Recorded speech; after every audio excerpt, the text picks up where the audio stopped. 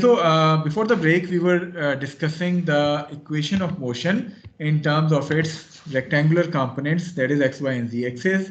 ये हमने एक example solve की थी. अब equation of motion चूँकि it is a vector equation, so you need to apply that equation along some coordinate system को axis के along आप apply करते हैं, तो it is necessary कि you need to draw the free body diagram of each and every particle जिसके ऊपर भी आप ये equation of motion जो है वो apply कर रहे हैं. जिस तरह अभी हमने एक rate consider किया था example 13-1 में. So moving on to the next example, which is example 13-4.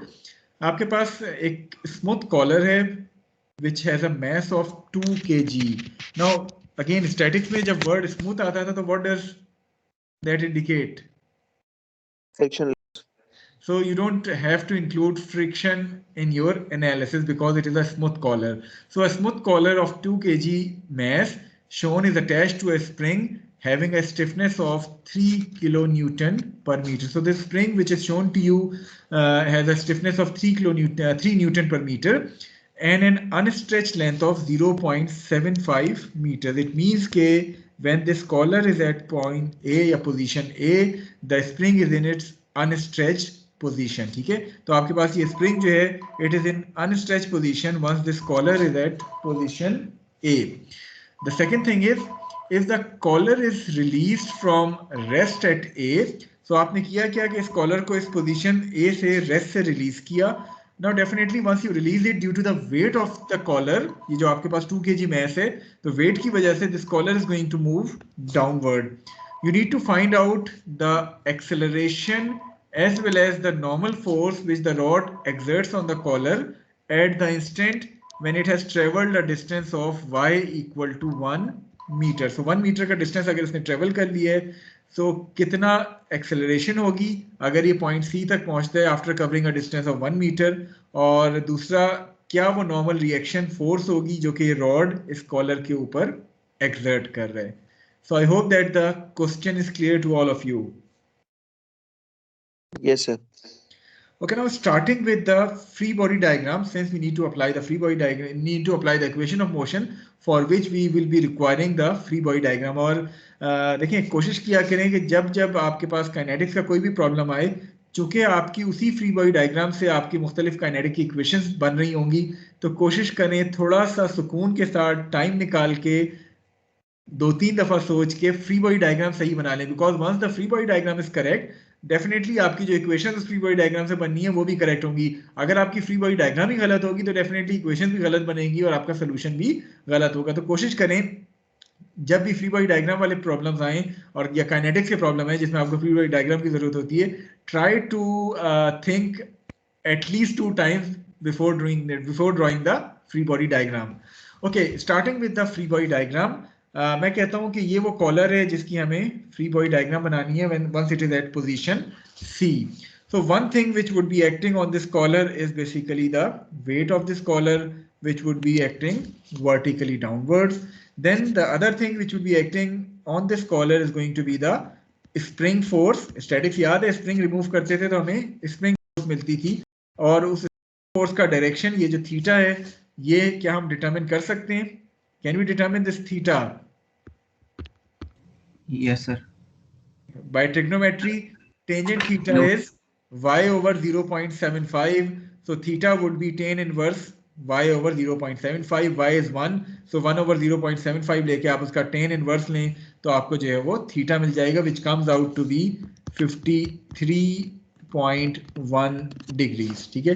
Okay, so आपने ये दो चीजें शो कर दी on the free body diagram. One is the weight of this collar which is acting downward. The other one is the spring force which would be acting in the direction जिस direction में ये spring लगा हुआ है. So theta के साथ आपने इसका ये direction जो है वो mention कर दिया. और कोई चीज जो आपके ख्याल में इस free body diagram पे आनी चाहिए? Sir, normal force. Okay, normal force आएगी. So what should be the direction of that normal force?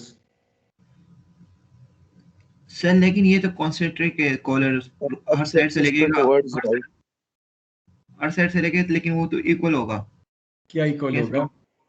Normal force sir, मतलब वो जो रॉड कॉलर पे नॉर्मल फोर्स लगा रहे हैं तो हर डायरेक्शन में फोर्स आ रही है तो इक्वल नहीं होगा. Although if I consider this collar as a rigid body, तो रिजिड बॉडी का क्या मतलब है कि इस कॉलर का ये जो इंटरनल सरफेस है इस सारे के ऊपर ये रॉड के साथ कनेक्टेड है, ऐसे ही है। कॉलर और रॉड का कनेक्शन किस एक्सिस के अलोंग है? y एक्सिस के along. So if I am considering this collar as a particle और मैं कह रहा हूं कि कॉलर और रॉड का कनेक्शन y एक्सिस के अलोंग है, so once I remove this connection what should be the direction of normal force? किस एक्सिस के अलोंग वो एक्ट करनी चाहिए? नॉर्मल फोर्स है ना, बाय डेफिनेशन आपका जो कॉन्टेक्टिंग सरफेस है अगर वो y एक्सिस है तो the normal force is going to act in a direction which is opposite और 90 degrees with respect to the contacting surface. So इसका मतलब क्या है कि आपके पास जो नॉर्मल फोर्स है it is going to be along this x axis. अब इस x एक्सिस में towards the positive x axis या towards the negative x axis, किस डायरेक्शन में आनी चाहिए? towards the negative x-axis. Okay, towards the negative x-axis. Why? My question is why? जो normal reactions में क्रिएट हो रहा है वो वेट की वजह से नहीं हो रहा, बल्कि जो एफएस वाली फोर्स है उसके एक्स कंपोनेंट की वजह से हो रहा है, और वो बिल्कुल एफएस ठीक है, एक्स कंपोनेंट है वो इसको टुवर्ड्स राइट खींचना चाह रहा है। ठीक है। वो तो जो नॉर्मल सरफेस है फोर्स वो तो फिर अकॉर्डिंगली ये towards the negative x axis आनी चाहिए, that's right. So by common sense मैंने जज क्या किया कि बेसिकली नॉर्मल फोर्स जिस एक्सिस के अलोंग लग रही है उस एक्सिस के अलोंग सिर्फ एक फोर्स एक्ट कर रही है which is the x component of spring force, और वो x component of spring force लग रहा है टुवर्ड्स द राइट, जो कि एक तरह से स्कॉलर को राइट की तरफ खींच रहा है। अब एक्स डायरेक्शन में क्या कोई मोशन हो रहा है? No sir. The collar is constrained to move along the y-axis only. So it means कि आपके पास जो x डायरेक्शन में फोर्सेस हैं वो एक दूसरे को बैलेंस कर रही हैं। अगर मैं उस लॉजिक को अप्लाई करूं तो ये fs का x कंपोनेंट और नॉर्मल फोर्स एक दूसरे के ऑपोजिट होनी चाहिए ताकि आपको समेशन fx जब करें तो जीरो मिले, यानी अनबैलेंस फोर्स आपके पास कोई ना हो अलोंग द x एक्सिस। तो कॉमन सेंस मुझे यही कह रही है कि मुझे नॉर्मल फोर्स का डायरेक्शन जो है वो towards the negative x axis बनाना चाहिए। तो मैं इसको फिलहाल के लिए यहाँ towards the negative x axis को नॉर्मल फोर्स के तौर पे बना लेता हूँ, लेकिन अगर सिचुएशन ज्यादा कॉम्प्लिकेटेड हो जाए, आपसे जज ना हो रहा हो कि ये पॉजिटिव एक्स एक्सिस में आनी चाहिए या नेगेटिव एक्स एक्सिस में, तो आप इनमें से किसी एक डायरेक्शन में इसको अज्यूम कर सकते हैं। वही जो तरीका हम स्टैटिक्स में यूज करते थे, it is an unknown force, बाकी तमाम चीजें आपको नोन है, there is only one unknown force which is the normal reaction force. तो आप जिस डायरेक्शन में भी अज्यूम करें, आखिर में अगर उसका साइन पॉजिटिव मिल जाए it means your assumption is correct, अगर साइन नेगेटिव मिल जाए तो you are going to reverse your assumption. यहां तो हमें समझ आ रही थी, आसान था, कॉमन सेंस के साथ हम जज कर सकते थे, लेकिन इन केस के कभी आप जज ना कर पा रहे हो तो assume it in either one of these direction, either towards the positive x और the negative x axis, solve it, apply the equation of motion, और if your answers come out to be positive, NC की value positive आ गई, assumption correct है, NC की value negative आई, so you are going to reverse your assumption. I hope that this point is clear to all of you. बहुत ज्यादा सोचने की जरूरत नहीं है कि आपके पास एक अननोन है उस पर आप 10 मिनट लगा दें कि इसका डायरेक्शन क्या होना चाहिए, नहीं, एक आध मिनट लगाएं और उसके बाद नहीं समझ आ रहा तो कोई एक डायरेक्शन अज्यूम कर लें। Is it correct? Is it clear to all of you? Yes sir. Okay, so our free body diagram is now complete. We need to now apply the equation of motion. So moving towards the solution of this problem, the coordinate system which we are going to use here is positive x-axis, which is defined towards the right. And since all the motion is towards the downside, so instead of taking positive y upward, we have taken the positive y as downward, so that हमें खामखा में negative sign हर चीज के साथ जो है वो ना लगाना पड़े। So the axis system which are using is positive right and positive downward. So applying the equation of motion, which is summation fx equal to max, as we have discussed earlier, the forces which are acting along the x-axis is, one is this force NC, normal reaction force, that would be acting towards the negative x-axis. The other one is the component of spring force, which would be acting towards the positive x-axis, and that component is Fs cos of theta.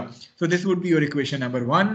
The forces which are acting along the y-axis, and again taking positive y downward, the forces which are acting is, one is this weight which would be acting downward, the other one is the component of Fs which would be acting in the upward direction. And since you are taking positive downward, so weight के साथ plus sign आए और component जो spring force का उसके साथ negative sign आए।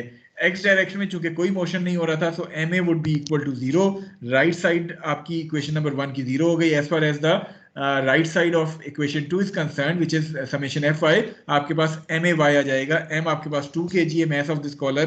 A is the acceleration which is unknown here. So overall there are 3 unknowns in this equation. One is this normal, an unknown quantity, second one is the spring force, and third one is the acceleration. So these are 3 unknown quantities here. So you need at least 3 equations in order to solve the system. तो वो तीसरी equation आपको कहाँ से मिलेगी? वो तीसरी equation आपको स्प्रिंग फोर्स से मिलेगी, Fs इक्वल टू Ks. और अगर आपको याद हो स्टैटिक्स में हमने पढ़ा भी था कि स्प्रिंग फोर्स जो है it is going to be 3 into L minus L naught, where 3 is the value of K, and L minus L naught के स्प्रिंग पे अपनी अनस्ट्रेच लेंथ से कितनी चेंज आ रही है once this collar has move to position C. So L minus L naught आपको find करना है. This L naught which is the unstretched length of the spring, it is given to you as 0.75. जहां तक ताल्लुक इस length L का है तो बेसिकली वो लेंथ ये आपको रिप्रेजेंट हो रही है. So this is the length L which you need to determine by Pythagoras theorem. This length L should be equal to 0.75 square plus 1 square whole under root. So आपके पास L आ गई 1.25, and now putting all the values in this spring force, it will give you the value to be equal to 1.5 Newton. Now your system reduces to 2 equations and 2 unknowns. Solving the system will give you the value of acceleration and normal reaction force as shown.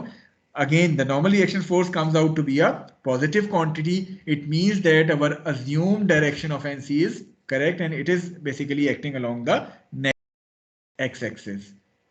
Is it clear to all of you? कोई question, कोई Curie जो आप पूछना चाहें? Clear है sir.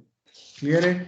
Okay, now moving on to a slightly more complicated problem, which is problem 13-16.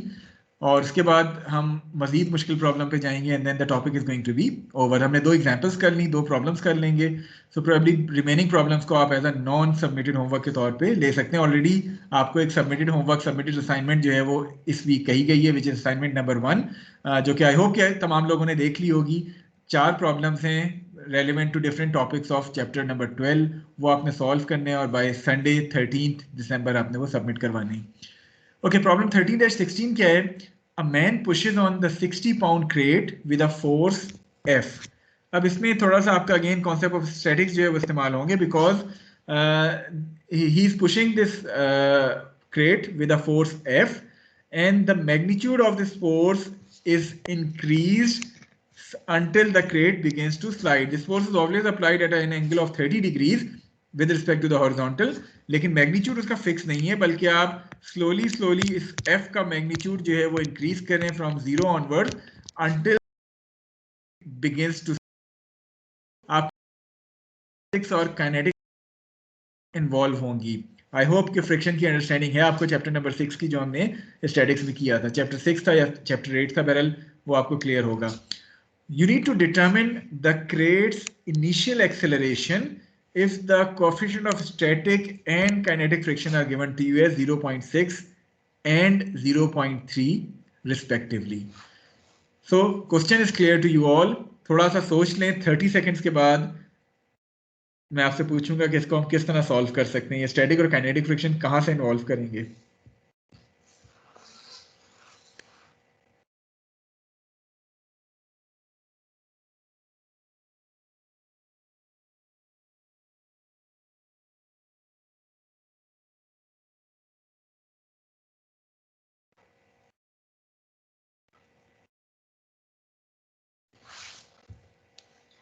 Ji, anyone volunteer who want to give me a solution कि किस तरह सॉल्व किया जा सकता है. सबसे पहले चलें, let us consider the free body diagram of this particle.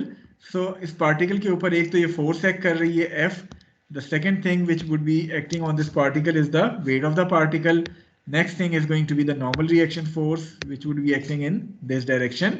What about the force of friction? In what direction this force would be acting?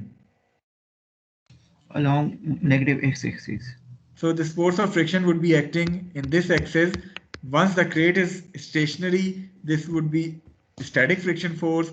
Once the crate has started motion, then it would be the kinetic friction force. In both cases, it is going to be F equal to mu n. Static में हम static friction वाला coefficient इस्तेमाल करेंगे, kinetic में हम kinetic friction वाला coefficient इस्तेमाल कर सकते हैं. Okay, so free body diagram is now complete. How we are going to solve it? Sir हम ये कर लेंगे कि पहले तो नॉर्मल कैलकुलेट करेंगे.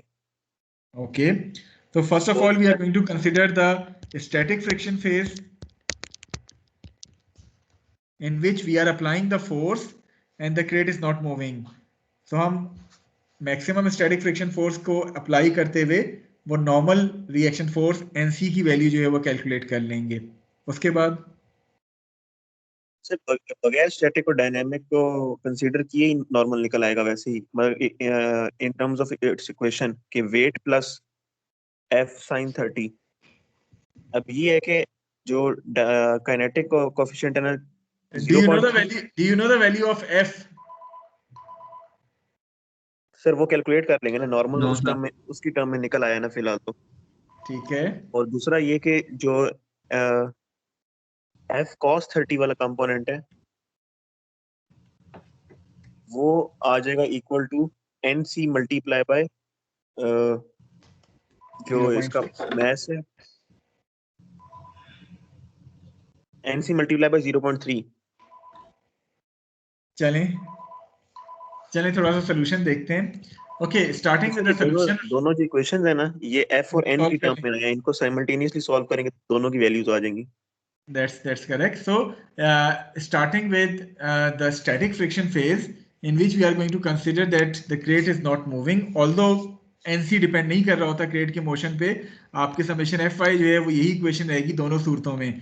So F sine of 30, which is basically this component with a negative sign since you are taking positive axis upward, minus W plus NC would give you the value of F in terms of NC. Then applying the equation of motion along the x-axis, summation Fx equal to max, F cos 30 minus 0.6 NC should be equal to 0 since the crate has not yet started motion. So आपके पास A जो है वो 0 होगा, crate is in equilibrium, so आपके पास right side 0 आ गई. ये equation आपके पास 1 आ गई है, ये equation आपके पास 2 है.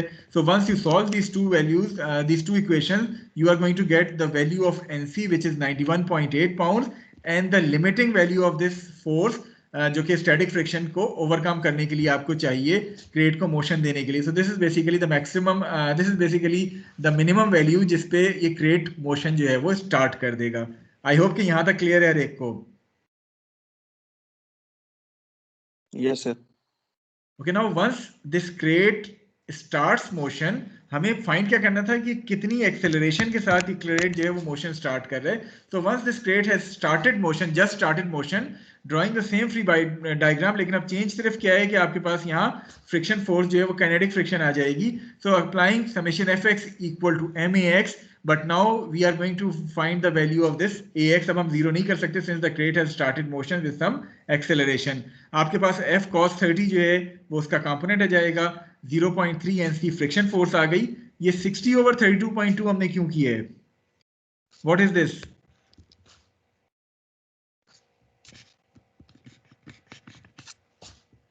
It is basically mass. आपको जो यहां दिया हुआ था, अगर हम क्वेश्चन की स्टेटमेंट पढ़ें, it was a 60 pound crate. जब आपको अगर याद हो स्टैटिक्स में हम पाउंड्स की बात करते थे तो बेसिकली हम ये पाउंड फोर्स की बात कर रहे होते थे. इसको मैस में कन्वर्ट करने के लिए हम इसको रेलिवेंट g की वैल्यू से जो है वो डिवाइड करते थे, because w equal to mg, m equal to w over g. So w is given to us as 60. So in order to find out m, it is going to be 60 over g. तो हमने 60 over g के तौर पे इसको apply करते हुए जो है वो बाकी चीजें डिटरमिन की हैं. Is it clear to you all? So acceleration comes out to be 14.78. Clear है ये चीज? कोई चीज जो ना समझ आई हो? स्टैटिक और काइनेटिक फ्रिक्शन का मतलब समझ आ गया? यहाँ हमने पहले कंसिडर किया और वो लिमिटिंग वैल्यू फाइंड की एफ की जिसके ऊपर मोशन जो है वो स्टार्ट होना था, और उसके बाद फिर हमने उसी वैल्यू को इस्तेमाल कर लिया in order to find out the value of acceleration. So static और काइनेटिक फ्रिक्शन का कॉन्सेप्ट यहाँ इस्तेमाल हुआ है. काइंडली अगर वो आपको भूल गया है तो एक दफा दोबारा स्टैटिक्स की बुक से गो थ्रू हो जाए, बिकॉज जब हम काइनेटिक्स की बात करेंगे और फ्रिक्शन की बात करेंगे और इस तरह फोर्स वेरी कर रही होगी तो फिर हमें वो स्टैटिक और काइनेटिक दोनों चीजें अप्लाई करनी पड़ेंगी. So any query relevant to this problem? No sir. Okay चलिए अब फाइनल प्रॉब्लम की बात करते हैं which is quite complicated because ये आपके मुख्तलिफ कॉन्सेप्ट अभी तक के इस कोर्स के जो है वो चेक करेगा। प्रॉब्लम 13-27 आपके पास इसमें दो ब्लॉक्स हैं, block A as well as block B. So you need to determine the required mass of block A. So ये आपके पास जो ब्लॉक ए है इसका वो कितना मैस होना चाहिए M A, so that when the system is released from rest it moves the 5 kg block B 0.75 meters up the smooth inclined plane in time t equal to 2 seconds. So आपका वो A का कितना mass होना चाहिए कि जब आप इस सिस्टम को रेस्ट से रिलीज करें तो it will move this block B 0.75 meters up the smooth incline in time t equal to 2 seconds. Neglect the mass of the pulleys and the cord. So थोड़ा सा इस फिगर को देखें, गौर करें, and then we are going to discuss the solution with you.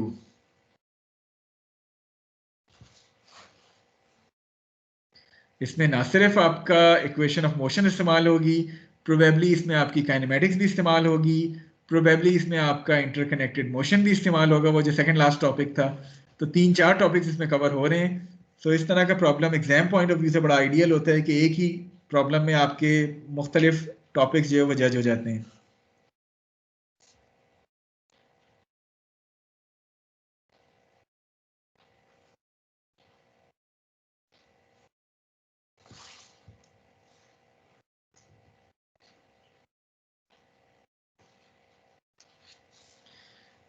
Okay चलें अब मैं ऐसा करता हूं कि वॉलंटियर के बजाय late me ask questions from you people, ताकि थोड़ा सा मुझे अंदाजा हो जाए कि किसको समझ आ रहा है और किसको नहीं आ रहा। Okay starting with Musab Asim. Musab मी अपने आप को अनम्यूट करें और मुझे बताएं कि इसमें हम किस तरह इसको सॉल्व कर सकते हैं, कोई आइडिया दें। मुसब आसिम।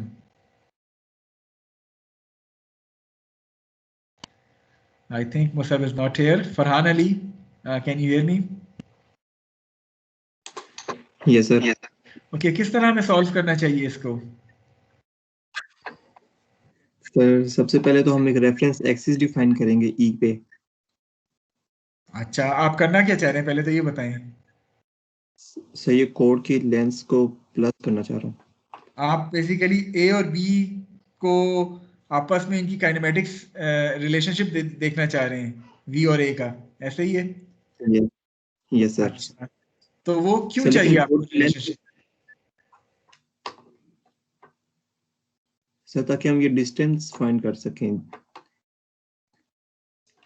अच्छा चलें हमने फाइंड कर लिया ए और बी का रिलेशनशिप, लेकिन क्या हमें इन दोनों में से कोई एक वैल्यू भी नोन है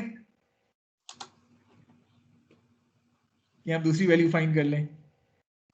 नो सर कोई भी नहीं नोन। तो सर एक पहले हम किसी तरह कोई एक एक्सेलरेशन ना फाइंड कर लें।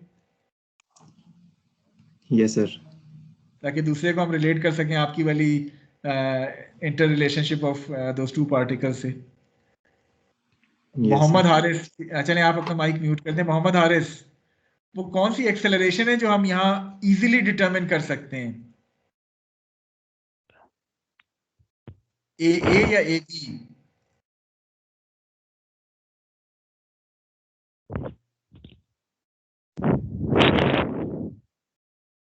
सर एक ही डिटरमिन कर सकते हैं, कैसे करेंगे थोड़ा सा मुझे आइडिया देंगे?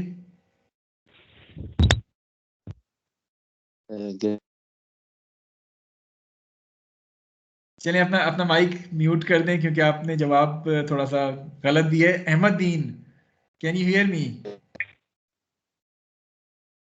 अहमद दीन, जिन जिन से मैं सवाल मेरे ख्याल में उनकी एब्सेंट मार्क कर दूं।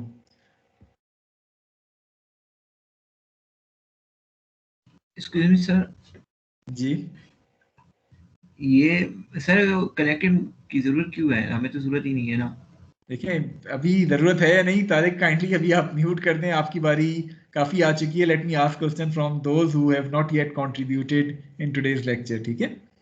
Okay Mohammad Haris Yazdani, can you hear me? Present sir. अच्छा नहीं प्रेजेंट तो है, लेकिन ये बताएं कि सॉल्व किस तरह करेंगे इसको। एक्सेलरेशन कौन सी आसान है फाइंड करना, ए की या बी की?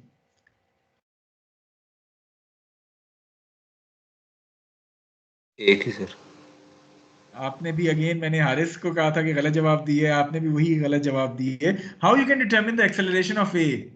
हारिस यज़दानी, कैसे डिटरमिन करेंगे ए की एक्सेलरेशन? सर ग्रेविटी की फोर्स लगेगी उसके जरिए सर हम इजीली प्लान। ग्रेविटी वाली फोर्स लग रही है, which is the weight of that particle. Free falling object है वो, तो रोप से कनेक्ट है। Munib Zafar, can you answer मी?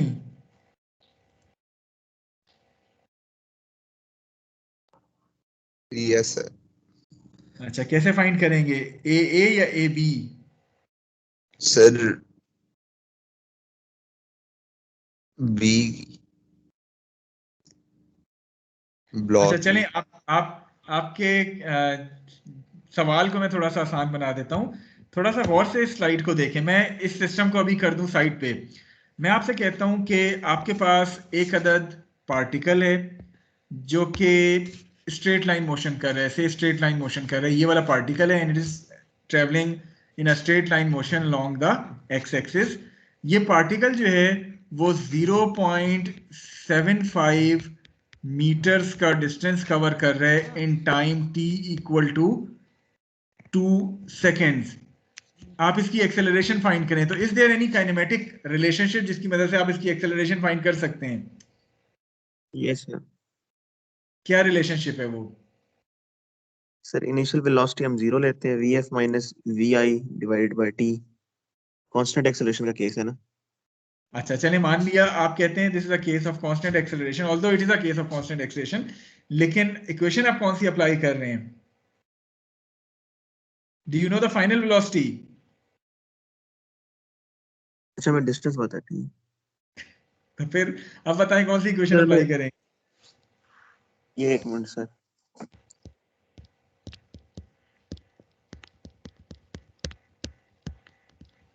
क्या ये इक्वेशन नहीं होगी? s is equal to vi t plus, हाँ सर ये। So S equal to S naught plus V naught T half A C T square. अगर मैं कहूँ कि जहाँ से स्टार्ट हो रहा है इसको जीरो ले लें एस नॉट को, so it would become S equal to V I T plus half A T square. Do you know the value of V I? Yes sir, उसने कहा रिलीज्ड फ्रॉम, यानी कि 0 थी स्टार्टिंग It is में। released from rest, so V naught would be equal to 0.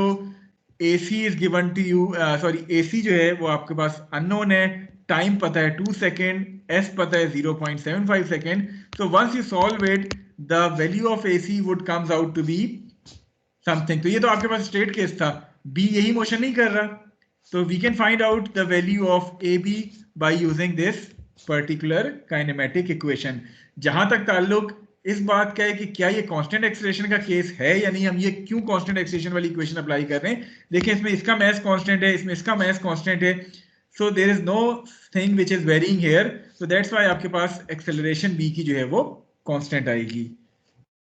Is this point clear to all of you? Yes sir. चलें दूसरा अब एक स्टेप, जी बताएं, पूछें। एक्सेलरेशन ऑफ ब्लॉक बी और acceleration of block A same होंगी? नहीं, ये तो मैंने नहीं कहा। सर वो एक ही स्ट्रिंग से बंधे हुए हैं, अगर एक्सेलरेशन डिफर करेंगी तो इसका मतलब है कि देखिए स्ट्रिंग बात स्ट्रेच सुने, हो रही है। अगर ऑल्दो एक स्ट्रिंग से बंधे हुए हैं, लेकिन अगर मैं कहता कि वो इस तरह कनेक्टेड है और ये डायरेक्टली इसके साथ कनेक्टेड है, तब तो आपकी बात वैलिड थी कि जितनी बी की आएगी उतनी ए की होगी। लेकिन जब आप लूप देते हैं इस तरह, तो लूप देने का मतलब क्या होता है कि एक तरह से इनकी एक्सेलरेशंस को आप या वेलोसिटीज को आप वेरी कर रहे हैं। ये लूप देने का यानी मकसद ही ये है। थर्ड पुली है ये। अच्छा ठीक है, वो लीवर से जुड़ा हुआ नहीं है। नहीं, वरना अगर सब कुछ स्टेशनरी होता फिर तो कोई मसला ही नहीं था।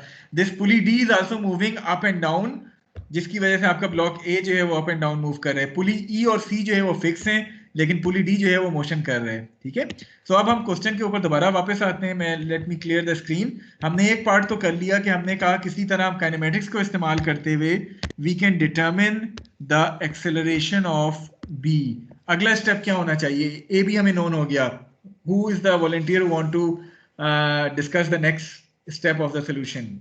इस ए बी के साथ हमने करना क्या है? क्या इसको मैंने ए के साथ रिलेट करना है? सर यहाँ से हम वो ये यहाँ से फोर्स निकाल दे तो उधर हमें लग जाएगा कि कितनी फोर्स लग रही है इस डायरेक्शन में। फोर्स सर मींस टेंशन निकाल लें। Yes sir. ठीक है, चलें ए बी की वैल्यू मिल गई, आपने इसकी फ्री बॉडी डायग्राम बनाई, और इसकी फ्री बॉडी डायग्राम बनाने के लिए जब आपने समेशन एफ वाई, सपोज मैं कहता हूँ ये हमारी Y axis, summation F Y किया, आपको से टी की वैल्यू जो है वो नोन हो गई। उसके आगे ही कहानी।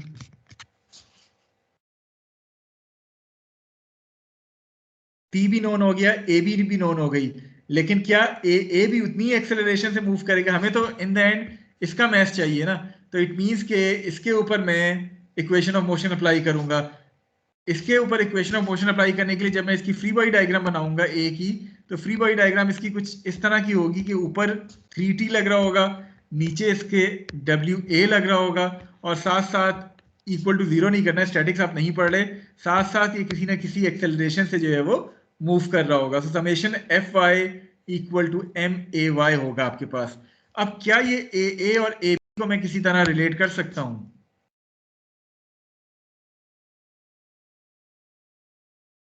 और कर सकता हूं तो कैसे? जो How can I- टेंशन जो ए बी की टर्म्स में टेंशन निकलेगी हमारी, आपके पास वही देखें, tension- आपने वो टॉपिक पढ़ा था इंटरकनेक्टेड मोशन वाला। अगर मैं इसको डेटम कंसीडर कर लूं, इसको मैं एस बी कंसीडर करूं, और इसको मैं एस ए कंसीडर करूं, तो can I follow the cord and what that equation should look like? 2SA plus SB equal to L. 2 or 3? Sir, 3, sorry. So 3SA plus SB should be equal to L.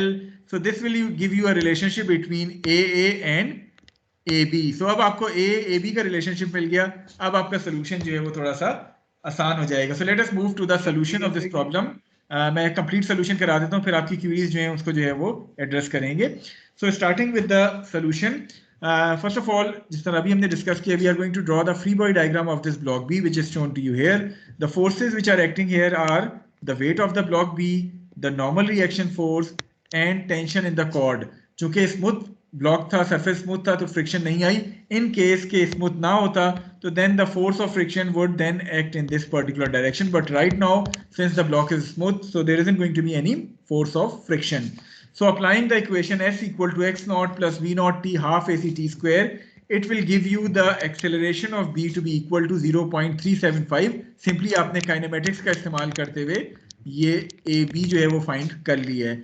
Then applying the equation of motion on this block B along the y-axis, summation Fy equal to MAY, y direction में जो forces act कर रही हैं, sorry ये x direction में मैं apply कर रहा हूँ, x डायरेक्शन में जो फोर्सेज अप्लाई हो रही हैं, this not y, this summation fx equal to max because I am taking the axis direction as x and y. So summation fx equal to max, t minus wb cos 30 should be equal to m, which is 5, a which is 0.375. So this will give you the tension in the cord, which is 44.35. So tension मिल गई, आपको acceleration मिल गई। Now you have drawn the free body diagram of this pulley D, और इस पुली D की free body diagram पे आपको 3 T ऊपर की तरफ नजर आ रहे हैं, which are being not balanced but which are being countered by WA which is acting in the downward direction. So ये आपके पास फ्री बॉडी डायग्राम है। उससे पहले आपने किया क्या कि आपने लेंथ ऑफ द कॉर्ड की इक्वेशन से इस AA और AB को आपस में जो है वो रिलेट कर लिया था। So this is how you have related AA and AB। आपके पास अभी जिस तरह हमने डिस्कस किया था 3AA should be equal to minus AB आ जाएगा। देन आपके पास इक्वेशन ऑफ मोशन आपने अप्लाई की ऑन दिस ब्लॉक A और pulley D, 3T minus WA should be equal to MA। WA क्या होता है? MAG के बराबर होता है। So once you solve it, there is only one unknown quantity which is MA. So MA comes out to be 13.73 kg. So this is going to be the required mass of block A, जिसको आप जब rest से release करेंगे तो block B को वो 0.75 meters up the incline move करेगा 2 seconds के अंदर। Okay, now any question relevant to this specific problem? और जी PSA किस तरह? अच्छा चलें 3 ऐसे किस तरह टॉपिक आपने उसके जाके प्रॉब्लम सॉल्व किए थे जो हमने इंटरकनेक्टेड मोशन की बात की थी। डेटम हम डिफाइन कर लेते हैं यहाँ। इस डेटम से यहाँ तक मैं पोजीशन कोऑर्डिनेट डिफाइन करता हूँ एस बी, यहाँ तक तो कोई इशू नहीं है जी। अच्छा एस ए में डिफाइन करता हूँ up till this pulley D, यहाँ तक भी ठीक है जी। अच्छा now the length of the cord should be equal to this length plus this length plus this length. Suppose मैं कहता हूं कि आपके पास ये जो स्मॉल लेंथ है इस लिवर की, इसको मैं कहता हूं दिस इज से x, so now the length of the cord would be equal to SA plus SA minus x multiply by 2 plus SB should be equal to L। यही है लेंथ ऑफ द कॉर्ड जी। अब इसमें x क्या है कि x very कर रहा है, कांस्टेंट है। कांस्टेंट है, सो कांस्टेंट को मैंने इस इक्वेशन में शामिल ही नहीं किया। In this 2SA plus SA would become 3SA plus SB equal to L। ठीक है जी। Okay any other question which you want to ask? कोई Excuse me, query? sir, जी पूछें। ये एक्सेलरेशन AD और A इक्वल होगा? जी बिल्कुल इक्वल होगा। वजह क्या है कि इस पुली से डायरेक्टली आपने इस ब्लॉक को हैंग किया हुआ है, जितनी एक्सेलरेशन से या जितनी काइनेमेटिक्स से ब्लॉक डी ऊपर या नीचे मूव करेगा उतनी ही काइनेमेटिक्स के साथ ब्लॉक ए भी ऊपर या नीचे मूव करेगा, because it is being directly attached with this pulley D. Okay, sir, thank you so much. Okay any other question which you want to ask? कोई स्टूडेंट अगर किसी की कोई क्यूरी हो इस प्रॉब्लम से रेलेवेंट या इस टॉपिक से रेलेवेंट जो कि हमने equation of motion in terms of X Y coordinates की है, you may please ask it now.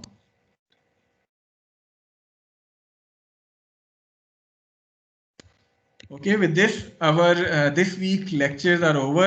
Inshallah next week आपका quiz number 1 होगा, जिस तरह मैंने कहा है, from the topic of straight line motion, first and second topic of chapter 12 continuous and erratic motion, वो दोनों कवर होंगे उस quiz number 1 में। quiz किस क्लास में लें, क्या सजेस्ट करते हैं, मंडे वाली क्लास में या ट्यूसडे वाली क्लास में? तो 1 क्रेडिट हमारी शायद आसान होता है या फिर पता नहीं, देखते हैं। क्या क्लास सर में हम सजेस्ट करती है? CR को बता देंगे सर। चलें सीआर को बता दें, जो मुझे टाइमली बता दे ताकि मैं उसी हिसाब से क्विज प्रिपेयर कर लूं। कल तक बता दे कि आपने मंडे को क्विज देना है या ट्यूसडे को देना है। ऑल्दो ट्यूसडे को इसलिए आसान है कि 2 आवर वाली क्लास होती है, थोड़ी सी हम थ्योरी पढ़ लेंगे और फिर बाकी टाइम पे क्विज कंडक्ट कर लेंगे। ठीक है, so with this we are going to stop the recording of today's lecture. साथ साथ मैं आपकी अटेंडेंस शीट डाउनलोड कर लूं।